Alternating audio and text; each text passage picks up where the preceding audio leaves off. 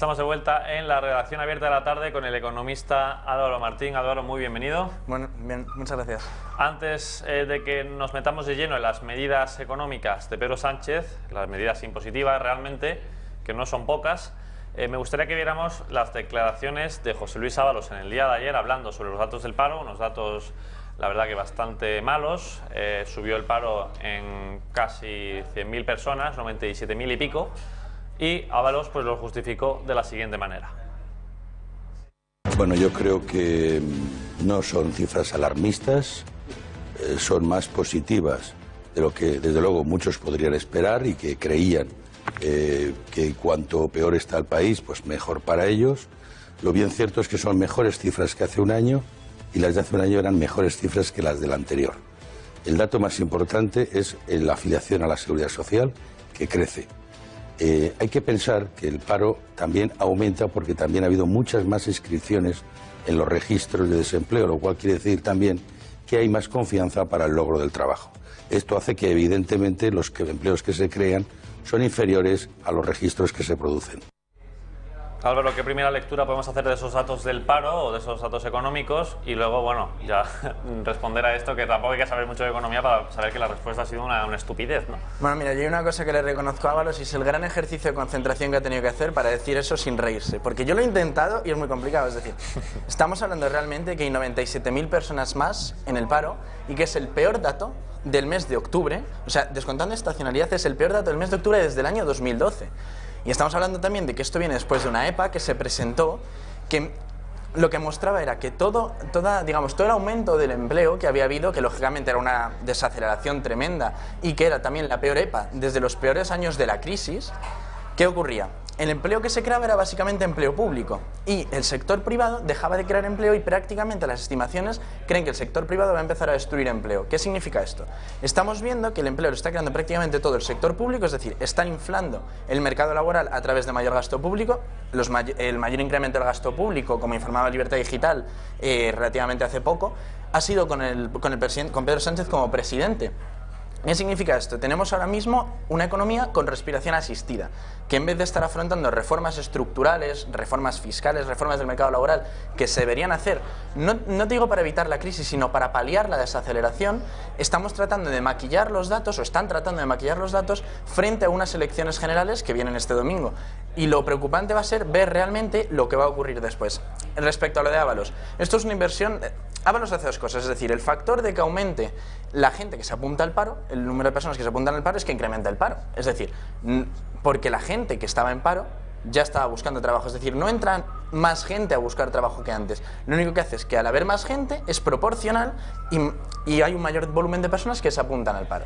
No es que la gente tenga más confianza en que la economía esté generando empleos, si vemos el dato que lo está destruyendo. Entonces, bueno, yo creo que tampoco merece mucho más comentario una falacia de este tipo y una inversión de factores tratando de engañar no ya al electorado general que no le cree, sino a sus propios votantes. Sí, es que, bueno, como ya he dicho, no tampoco hay que ser un hacha en economía, ¿no?, para ver que lo que acaba de decir José Luis Ábalos pues es una forma de esconder la verdad para que les vaya mejor en las elecciones. Y luego ya España, pues yo luego ya del bienestar de la gente, pues luego ya diré, si eso ya hablamos después de las elecciones.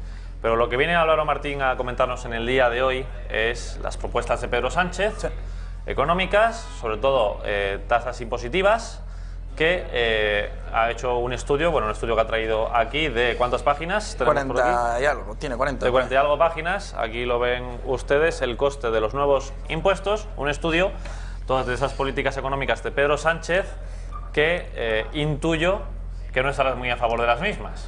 Exacto. Nuestro informe lo que se centra básicamente no es en los impuestos que ya existen en España, bueno, una parte sí, no es ya en los impuestos que se están aplicando y que son nocivos para la economía española, sino en la fiscalidad, o sea, en lo que pretende Pedro Sánchez construir sobre el sistema fiscal español y no paralelamente a él. ¿A qué me refiero con esto? Hay impuestos que se han eliminado incluso en algunos países de la Unión Europea o que incluso la propia Unión Europea a través de la Comisión ha rechazado implementar en otros países o implementar en el conjunto de Europa. ¿Qué ha hecho Pedro Sánchez? Hay impuestos como, por ejemplo, la tasa Tobin, que es un impuesto a las transacciones financieras, o por otro lado, el impuesto a determinados servicios digitales, conocido como tasa Google, que ha decidido meter en su programa y proponer una implementación de esos impuestos de manera unilateral. Es decir, que lo haga España y luego ya veremos qué pasa. Aparte de un impuesto que resulta muy nocivo y que se basa, bueno, en una creencia de la izquierda, que es que las grandes empresas no pagan impuestos. Que de esto hablaremos ahora. Esto se basa en que Pedro Sánchez quiere imponer un tipo mínimo efectivo del 15% en el impuesto de sociedades. ¿Qué significa esto? ¿Y cómo haría esto? Es decir, cuando calculan el tipo efectivo del impuesto de sociedades, lo que se está calculando es realmente lo que la empresa paga sobre sus beneficios. Bien, entonces, ¿qué hace la izquierda? La izquierda dice, las grandes empresas solo pagan un 7%. Lo oímos decir el otro día Pablo Iglesias en el debate, pero es falso. ¿Y es falso por qué? ¿Qué hacen? Cogen lo que las grandes empresas pagan en España en impuestos y lo dividen entre el beneficio global. Claro, ¿qué ocurre con esto? Que sale un 7%, en muchos de los casos sí es una media del 7%.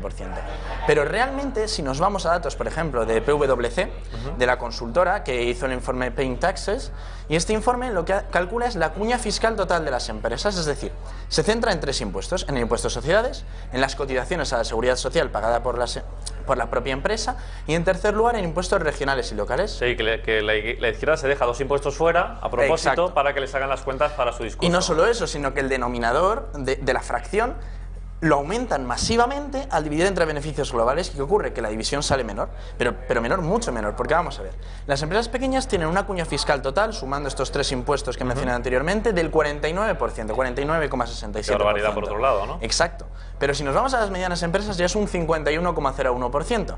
Y ya las grandes empresas, que según la izquierda son voraces empresarios que no pagan impuestos en España, pagan un 61% de cuña fiscal total.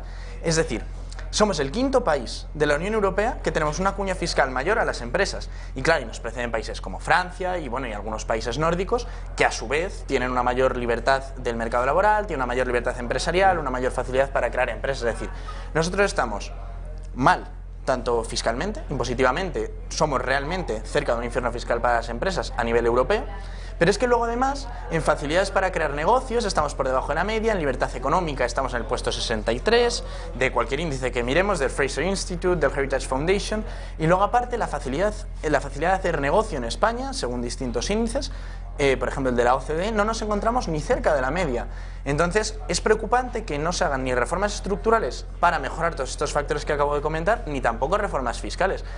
No solo es que me parezca una locura, sino es que me parece una irresponsabilidad por parte de la izquierda tratar de engañar al electorado con datos que saben que la mayoría del electorado no se va a preocupar en mirar y que van a proliferar por las redes sociales, por ejemplo lo del 7% del impuesto de sociedades, que es... Y sobre el caso más famoso, el de Amancio Ortega, que dicen que solo paga el 5 y demás. Bueno, es que yo creo que en el caso de Amancio Ortega es curioso, porque es decir, lo que hacen es eficiencia fiscal, lo confunden con evasión fiscal. Claro. Entonces, tú puedes ser eficiente fiscalmente, es decir, tú, si tienes un alto patrimonio, puedes dividirlo entre diferentes países, entre diferentes activos, para tratar de ser lo más eficiente posible. Es decir, pongamos un ejemplo, y no es el caso de Amancio Ortega, pero tú tienes un dinero en fondos de inversión y decides mantenerlo en el fondo en vez de liquidarlo en un momento de crisis económica. ¿Qué ocurre? Entonces, miden tu patrimonio por cuánto ha crecido el dinero en ese fondo, pero tú no has tributado por eso, ¿no? ¿Qué pasa? Que tributas por el impuesto sobre ganancias de capitales, que es el 23%, cuando retiras ese dinero. No es el caso de Amancio Ortega, porque la mayor parte de su patrimonio lo tiene en acciones de Inditex y aparte en inmobiliario, pero dicen que realmente no paga impuestos. O sea, Amancio Ortega está contribuyendo, según Gesta, por ejemplo, los técnicos de Hacienda, distintos técnicos de Hacienda que a nivel individual han hablado sobre el tema, dicen que Amancio Ortega contribuye lo que tiene que contribuir en España respecto a la diversificación internacional de activos que tiene.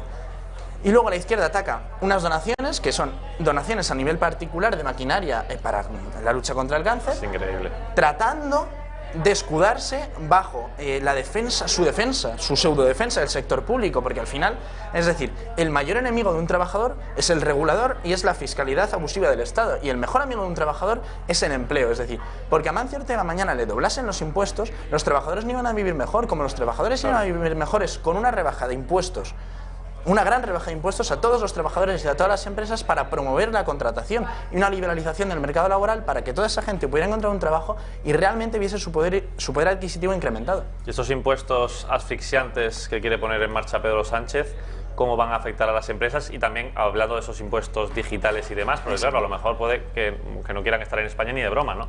Claro, al final, como hemos comentado antes, lo que ocurriría con el tipo efectivo mínimo del 15% sobre el impuesto de sociedades es que para lograr esto se tienen que eliminar muchísimas deducciones.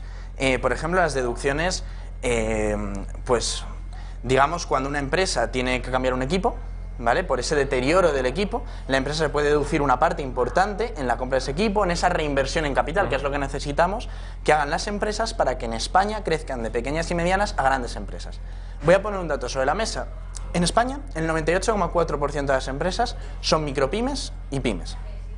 ¿Qué significa esto? Las micropymes tienen un trabajador y las pymes tienen dos o tres trabajadores contando con el propietario. ¿Qué ocurre? En España, entonces, la gran masa de las empresas son muy pequeñas empresas y que no pueden contratar.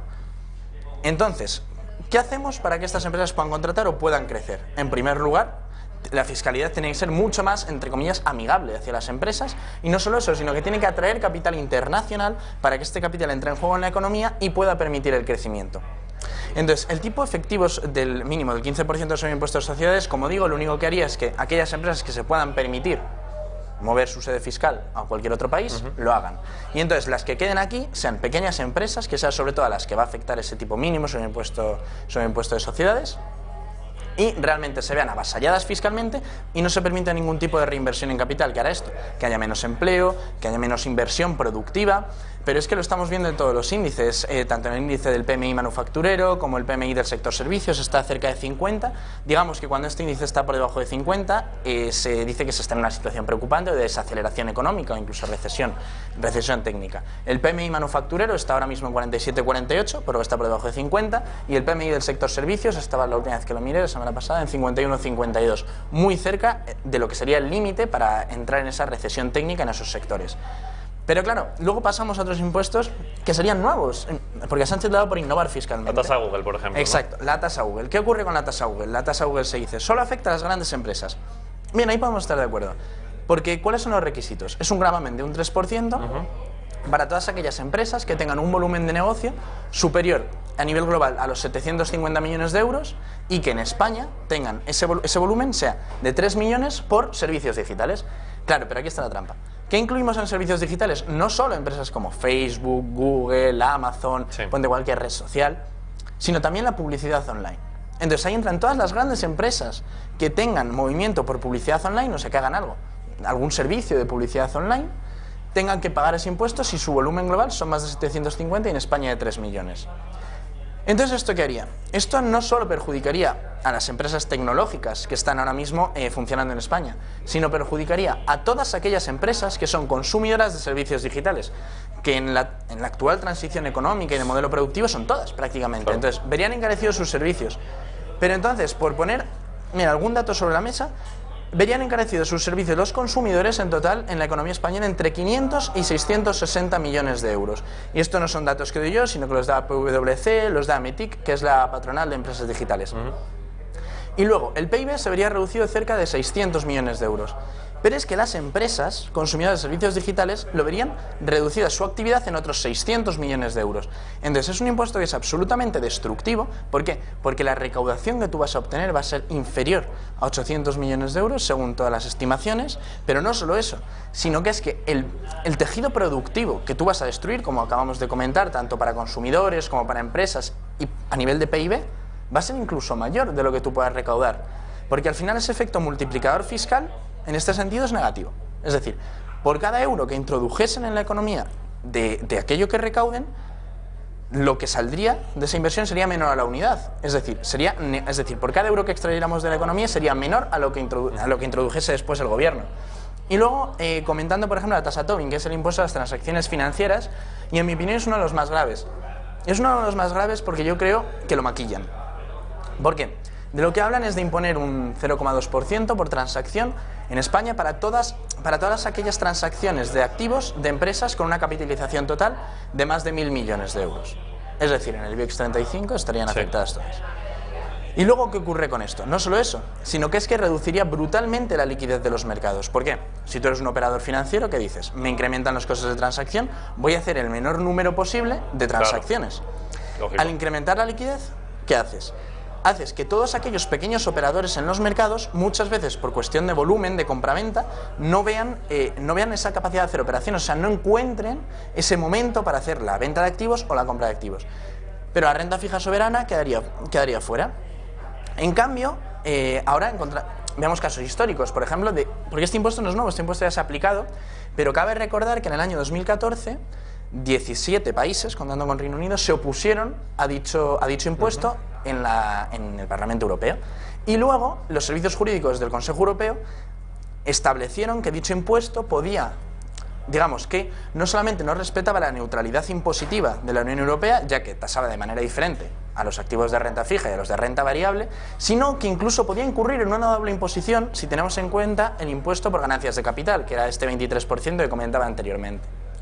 Entonces, en Suecia, ¿qué ocurrió? De manera muy breve. En Suecia se introduce en los años 80, se introduce primero en el 84, luego en el 86 y luego, digamos que en el 89 se refuerza ese impuesto. En Suecia, para dar dos datos, reduce el volumen de negocio en los mercados un 30%. Pero no solo lo reduce un 30%, sino que es que finalmente en el año 91 lo tienen que eliminar. Y lo tienen que eliminar porque ¿cuál era el principal objetivo de dicho impuesto? El principal objetivo de dicho impuesto era eliminar la volatilidad o reducir la volatilidad de los mercados de renta variable. ¿Y qué ocurre? No solo no reducen la volatilidad, sino que la incrementan. Si la medimos por el VIX, el VIX, que es el índice de volatilidad de los mercados. Y luego tenemos otro ejemplo muy claro, fallido, que es el de Francia. En Francia, Nicolas Sarkozy introduce este impuesto y además lo introduce de manera masiva. Mira, tengo aquí los datos. Y es muy similar a España. Un 0,2% sobre operaciones financieras de empresas de más de 1.000 millones. ¿Qué ocurre? Que este impuesto iba dirigido sobre todo a dos tipos de activos. Bueno, a dos tipos de operaciones, digamos, el HFT, que es el High Frequency Trading, que es cuando las empresas compran y venden muy rápido con márgenes muy pequeños, las empresas financieras, para tratar de sacar rentabilidad, y los Credit Default Swaps. ¿Qué ocurre? Si tú eliminas los CDS del mercado o reduces la compra de CDS del mercado, hay un sector del mercado que dejas desprotegido, porque digamos son como seguros. Entonces, con esto no solo redujeron la liquidez masivamente en Francia, sino que también incrementó la volatilidad y, curiosamente, el high frequency trading no se redujo. Pero precisamente lo que querían. Claro, efectivamente. Y ahora ya entramos en el tema de la eficiencia recaudatoria. En España estima el gobierno que la eficiencia va a ser de 850 millones, es decir, la recaudación total. Pero los técnicos de Gesta, de nuevo a través de un informe, estiman que dicha recaudación no va a subir de los 600 millones. En casos anteriores, ¿qué ocurrió? En Francia se estimaba unos 200.000 millones. Se empieza los primeros años, 750 millones. Va subiendo, 950 millones. Y el punto álgido, que fue en el año 2015, lo tengo aquí el dato, 1.058 millones. Es decir, nunca se pasó del 50% de las estimaciones. Muy lejos, claro. Pero claro, y ahora nos vamos a poner en el caso sueco, que es hilarante. Estimaron 1.500 millones de recaudación de coronas suecas con este impuesto. Y se recaudaron 50 millones. Un 3,33% de lo estimado. De lo estimado, un 3,33%. Con la destrucción masiva que tuvo de un 30% del volumen. Pero es que España tampoco se puede permitir esa reducción de volumen. ¿Por qué? Si miramos modelos comparables, el IBEX tiene un volumen de negocio anual de en torno a los 500.000 millones. 550.000, 570.000, dependiendo del año. El CAC 40, si nos vamos a índices comparables, el CAC 40 son casi 1,7 billones europeos, pero si nos vamos, por ejemplo, al DAX 30 es 1,04 billones también europeos. Es decir, vemos que el volumen de negocio en la bolsa española no está como para permitirse una reducción de la liquidez y un aumento de la volatilidad, que son los efectos secundarios y contraproducentes que traería dicha fiscalidad. Entonces, en este informe, en el del coste de los nuevos impuestos, que hemos elaborado desde Acción Liberal y desde Civismo, conjuntamente, yo estoy en los dos lados, tanto investigador fijo en Civismo como en Acción Liberal, y lo que hemos elaborado ha sido, basándonos en los modelos de los casos históricos relevantes, como puede ser el de Francia y Suecia que hemos comentado, hemos dicho cuál sería el efecto en España. Y ya hemos comentado que la recaudación sería de 600 sobre 850 y no solo eso, sino que la eficiencia y el coste, sobre todo para pequeñas empresas, el coste de financiación para pequeñas empresas sería brutal. Porque hoy estamos hablando de que una pequeña empresa mañana decide diversificar algo de su cartera o digamos de su circulante hacia activos. ¿Y qué ocurre? ¿A qué activos tiene acceso? No tiene acceso, por ejemplo, al private equity. No tiene acceso, por ejemplo, a la inversión en mercados mucho más pequeños o directamente en acciones de empresas o en participaciones de empresas más pequeñas. No tiene acceso al BME, a Bolsas y Mercados Españoles, a lo que tenemos acceso todos los pequeños inversores, al IBEX 35. ¿Y qué ocurre? Que ve que cada transacción es un 0,2%. Claro, ellos no están en un fondo de inversión, es decir, no están diversificando ese riesgo y no están reduciendo los costes que producen esas economías de escala. Entonces, al final, a quien termina afectando, como siempre, las políticas de la izquierda terminan siendo contraproducentes y afectando a los más débiles y protegiendo realmente a esos conglomerados empresariales, que es lo que se llama crony capitalism, digamos, este corporativismo que la izquierda dice estar en contra, pero finalmente sus propuestas lo que hacen es reducir la competencia en los mercados, hacer que los mercados sean mucho más ineficientes, poner trabas y luego, eso sí, echar la culpa al gran capital. Es que siempre, bueno, sí, eso lo has desmontado muy bien, de que dicen que no van a afectar a la gente normal, a la clase trabajadora, pero efectivamente son los que más se ven afectados. Bueno, esto es las consecuencias que eso traería. Exacto. Pero también hacéis aquí recomendaciones, bueno, para, como por ejemplo, pues hacer esto de una forma, bueno, primero que no se haga, porque claro, hemos visto estos que no se puede impuestos hacer. son inviables. ¿Y qué recomendaciones le ponéis al gobierno sobre Bueno, la mesa? hacemos recomendaciones de política económica que, bueno, que si se quiere hacer desde un punto de vista europeísta, por ejemplo, es decir, hagamos una fiscalidad acorde a lo que están haciendo nuestros compañeros en la Unión Europea. ¿Cuál es la media, o sea, el porcentaje? Claro, es decir, cuando se habla de que España está 8 puntos por debajo en presión fiscal de la media de la Unión Europea, que sería un 41, pues España 8 puntos por debajo del 41, digamos, no se está teniendo en cuenta dos factores muy importantes. En España tenemos un desempleo estructural del 14%. ¿Qué significa esto? Que la eficiencia fiscal de dicho pago de impuestos es mucho menor. ¿Por qué? Porque realmente, aunque tú subas el IRPF, si la base imponible es mucho menor porque hay un menor número de trabajadores que realmente están percibiendo dichas rentas, tu eficiencia fiscal va a ser menor. Ahora, ¿cómo se calcula dicha presión fiscal? Es ingresos fiscales dividido por PIB. ¿Qué ocurre? Cuando tú aumentas el gasto público, eso tiene un efecto directo a corto plazo sobre el PIB, por lo tanto, la presión fiscal cae. Y ahora hay otro factor que hemos comentado antes, que es el tejido productivo de la economía española, con un 98,4% de pequeñas empresas. Esas empresas, como hemos comentado, no es que tengan una cuña fiscal pequeña, es que a lo mejor esos ingresos que proporcionan son menores. Pongamos el dato. El impuesto de sociedades y el IRPF son respectivamente 77 y 23.000 millones sobre la economía española. ¿Qué debemos hacer si queremos incrementar dicha recaudación? Para incrementar dicha recaudación no hay que incrementar los impuestos, hay que incrementar las bases imponibles.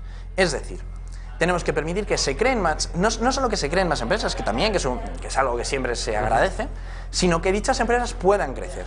Debemos promover la reinversión en capital de dichas empresas. ¿Cómo? Como he comentado antes, a través de mayor inversión financiera directa, a través de planes que permitan que dichas empresas tengan una mayor complejidad productiva, porque realmente en la teoría del desarrollo económico siempre se miran los países y se dice ¿por qué dichos países tienen un mayor nivel de bienestar? Por ejemplo, los países escandinavos frente a países que a lo mejor tienen una producción, digamos, a nivel mucho más masiva, como pueden ser los países asiáticos, o ahora van a empezar los países africanos también, en mi opinión, a desarrollarse hacia ese sector industrial, porque el ciclo normal es sector primario, pasamos a tener un mayor sector secundario y luego una terciarización de la economía.